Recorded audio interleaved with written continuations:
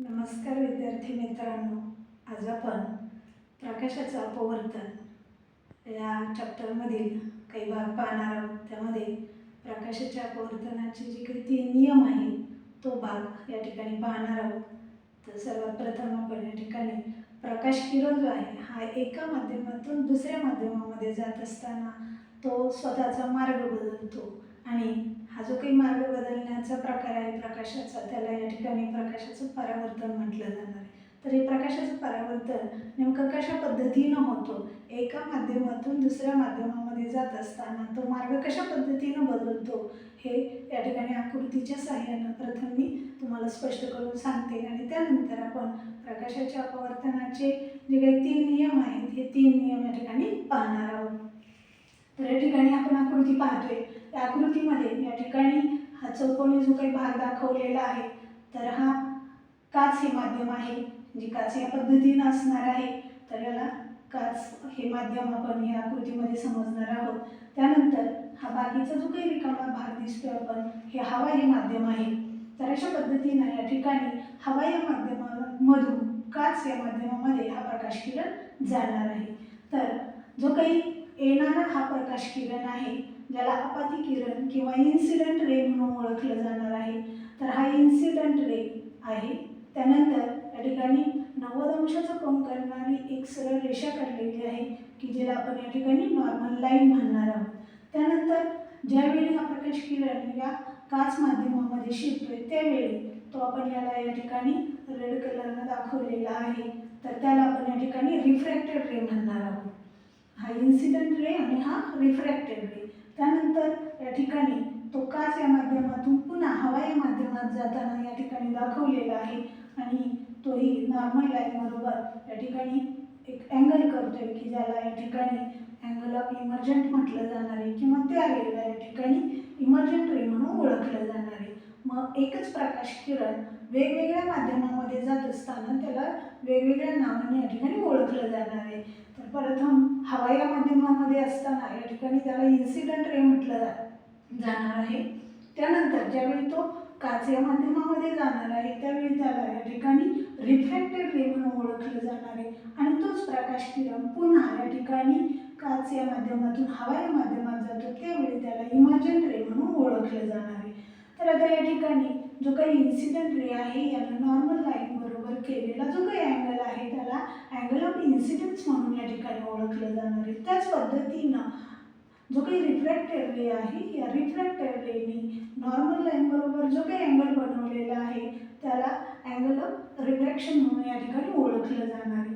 त्याच पद्धतीनं या ठिकाणी ज्यावेळी तो काच या माध्यमातून हवा या माध्यमामध्ये जातोय त्यावेळी नॉर्मल लाईन बरोबर त्याने एक अँगल तयार केलेला आहे की ज्याला या ठिकाणी अँगल ऑफ इमर्जंट म्हणून ओळखलं जाणार आहे.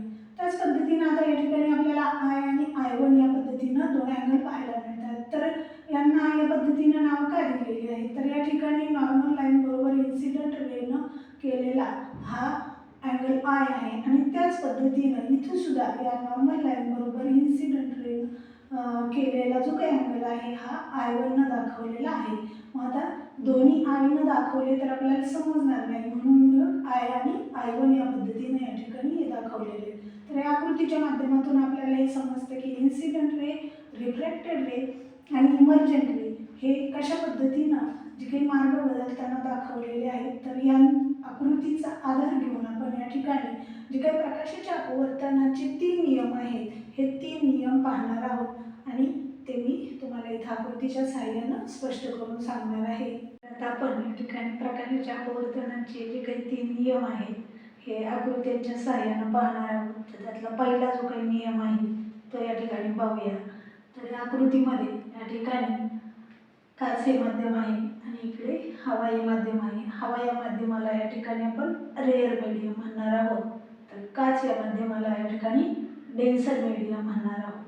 आता प्रकाश किरण ज्यावेळी हवा या माध्यमातून काच या माध्यमात जाणार आहे त्यावेळी त्याची जी काही स्थिती आहे ही कशा पद्धतीची असणार आहे हे या ठिकाणी दाखवलेलं आहे. तर या ठिकाणी हे काच माध्यम ज्याला आपण म्हणणार आहोत तर हवा या माध्यमातून काच या माध्यमामध्ये प्रकाश किरण ज्यावेळी जातो त्यावेळी या ठिकाणी तो नेमका कशा पद्धतीनं मार्ग बदलतो हे आकृतीमध्ये दाखवलेला आहे. आता या ठिकाणी हा जो काही इन्सिडेंट रे आहे किंवा ज्याला आपत्ती किरण आपण या ठिकाणी म्हणणार आहोत, हा या ठिकाणी या नॉर्मल लाईनच्या जवळ आल्यानंतर तो या ठिकाणी काच या माध्यमात जाणार आहे किंवा त्यालाच आपण रेअर मीडियम मधून डेन्सर मीडियम मध्ये जाणार आहे हे म्हणणार आहोत. तर ज्यावेळी या ठिकाणी प्रकाश किरण किंवा लाईट रे रेअर मीडियम मधून डेन्सर मीडियम मध्ये जातो त्यावेळी तो या नॉर्मल लाईनच्या जवळ आलेला आपल्याला पाहायला मिळतोय.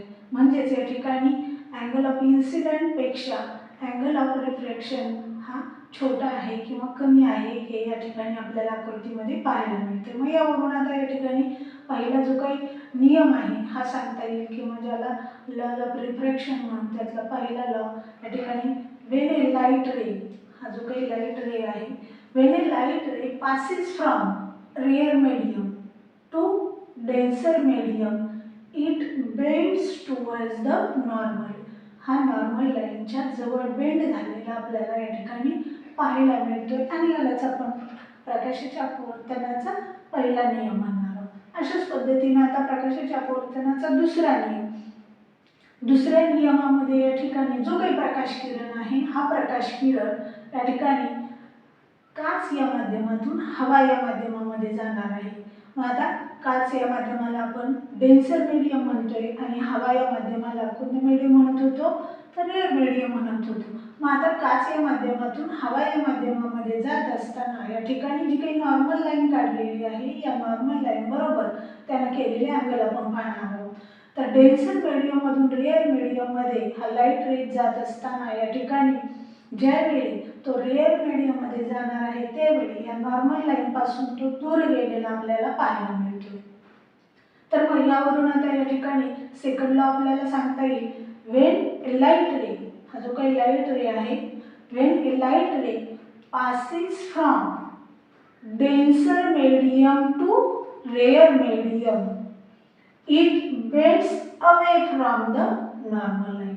नॉर्मल लाईन पासून बेंड झालेला आहे परंतु कसा, तर लांब गेलेला आहे. या पद्धतीनं हा दुसरा नियम आपल्याला सांगता येईल किंवा त्याला सेकंड लॉ या ठिकाणी म्हणणार आहोत. मग second law, when a light ray passes from denser medium to rare medium it bends away from the normal.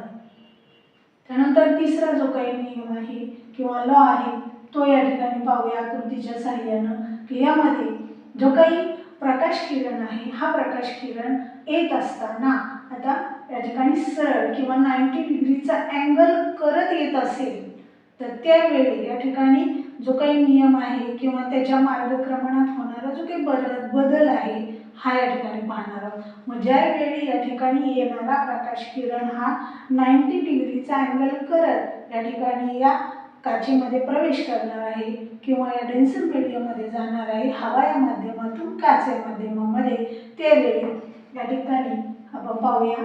तर हे डेन्सर रेअर मीडियम आहे आणि हे डेन्सर मीडियम आहे. रेअर मीडियम मधून ज्यावेळी तो डेन्सर मीडियम मध्ये जात आहे त्यावेळी हा 90 डिग्रीचा अँगल करताना आपल्याला या ठिकाणी पाहायला मिळतोय.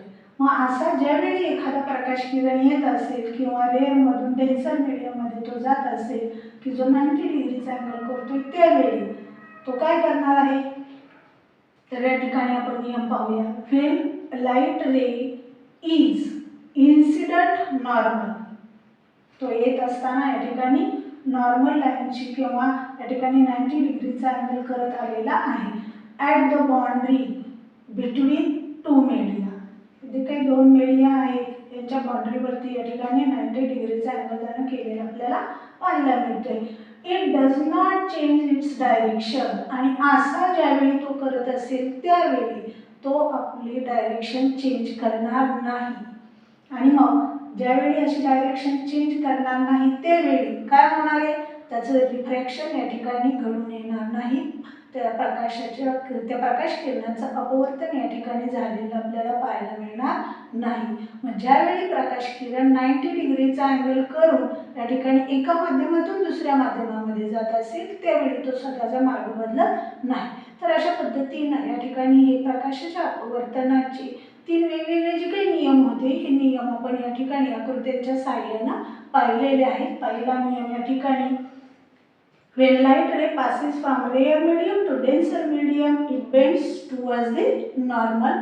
दूसरा नियम, when light ray passes from denser medium to rare medium, it bends away from the normal. आणि तिसरा होता, when light ray is incident normally at boundary between two media, it does not change direction, hence does not get refracted. तर अशा पद्धतीने या ठिकाणी आज आपण प्रकाशाचे अपवर्तन कशा पद्धतीने होते आणि या अपवर्तनाचे जे काही 3 वेगवेगळ्या प्रकारचे नियम होते हे नियम या ठिकाणी पाहिलेले आहेत.